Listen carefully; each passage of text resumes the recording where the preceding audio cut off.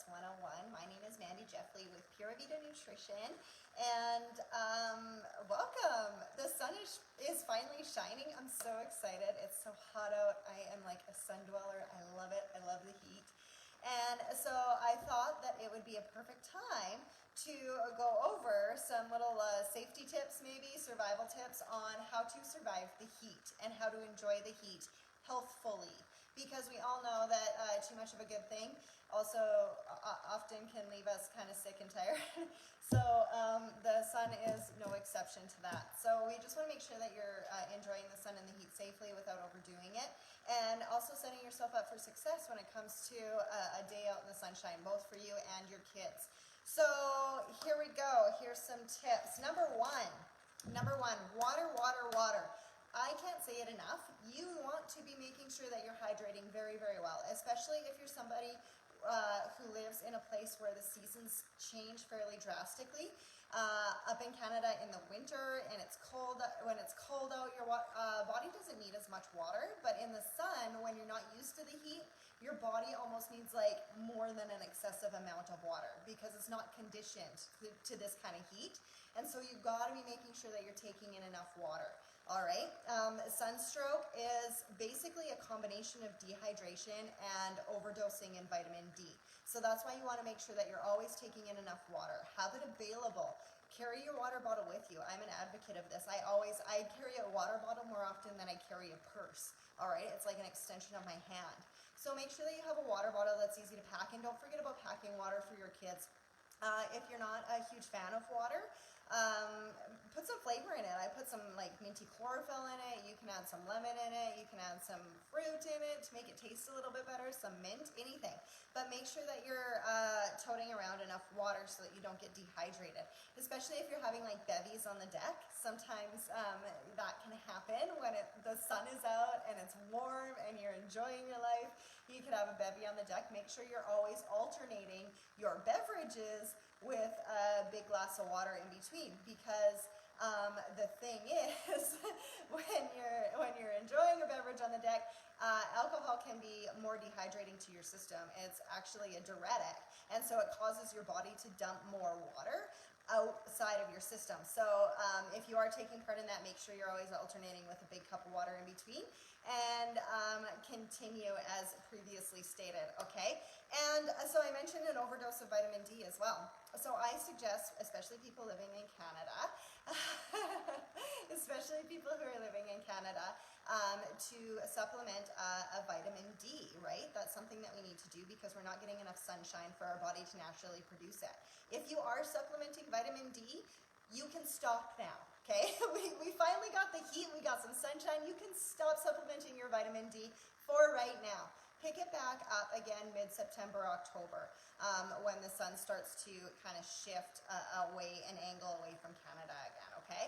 So you don't want to be overdosing your vitamin D. That's why I say stop your supplement. And that's why it's good to find some shade, some breaks when you're out in your yard or when you're out in the sun. Find some shade to give your body a break, because when it overproduces vitamin D, that's where you get a lot of the dizziness, that's where you get like lightheadedness, it can cause stomach aches, nausea. It's a fat-soluble vitamin, and so it's something that you can get too much of, so you want to be careful and make sure you're kind of tapering that. So don't supplement vitamin D right now, and when you're out in the sun, find some shade every now and then, okay? So keep yourself out of sunstroke. Next, protect your skin. So obviously, yes, there are sunscreen options. I invite you to find one that's not so chemically based, that's a little bit safer for your skin.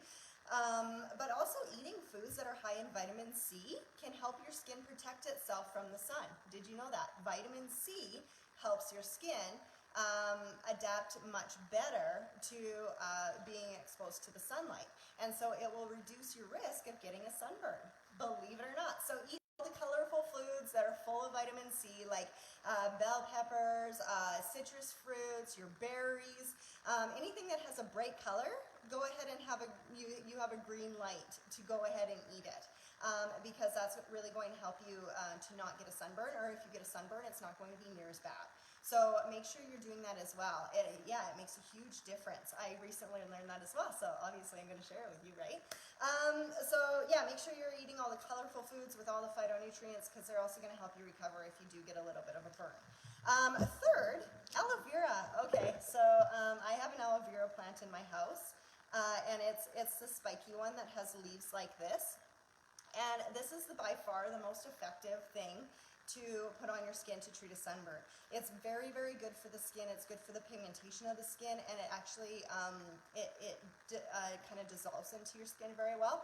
It's also good for inflammation. So you can actually eat this. You can put a chunk of this into your smoothie, and it'll help decrease inflammation in your GI tract. So aloe vera is very, very good for you. What you want to do is it has built-in razor blades that are very, very painful when you put them on a sunburn. My husband did this to me last night, and I realized I didn't prepare it properly, which is why he tried to saw my back in half. So what you want to do is you want to cut off the razor blades on the corners. This is very valuable information. And this is all you need to do. You don't have to do anything else. You cut the razor blades off, and then you kind of squish it. And this aloe vera gel is going to come out. You can even like cut it in half and use one of the little skins on the inside. You flip this. This is going to look kind of gooby, but you can flip it and actually put it like upside down on your skin, and it has a cooling effect all by itself. Okay, so that's how you prepare that to apply it to your skin. Put it on before bed. Just like rub it on your back, and then give it like 5 minutes to seep in, and your skin is going to be way better. It's not going to get the peeling that it usually gets, and it's going to hopefully turn your suntan brown instead of red and peel, right? So this is a very good option. I keep some of this in the freezer too. So this is a plant that you can just buy and grow in your house. I keep some in the freezer. I always, aloe vera likes to grow lots of little plant babies. So you can keep it in the freezer if you feel like you want it to be a little bit colder. You don't have to. But this is good to have in the freezer so that you have it on hand for a burn all the time. This is a very good first aid item too. Like I use this for my kids if they happen to like burn themselves on the stove or on some water. You can always have aloe vera on hand if you freeze it. You basically just got to bust it off, cut it in half like I just showed, and then squish out the aloe vera gel. So that is my tip. If you do happen to take in too much sun, you want to be treating it properly. There's lots of creams on the market and things that say that they have aloe vera in them, but when you actually look at the label, it's aloe vera in addition to a lot of other chemicals you don't want to be putting on your skin. So go straight to the root, just get the aloe vera. It's going to have the cooling effect, and you can use it multiple times a day. If you've got a really bad burn, it's going to help bring your skin back in a healthful manner. All right, so that's how you survive the sun. Enjoy, rest, just go out there and soak it all in, because honestly, we only get sun for a short, it feels like such a short period of time in Canada.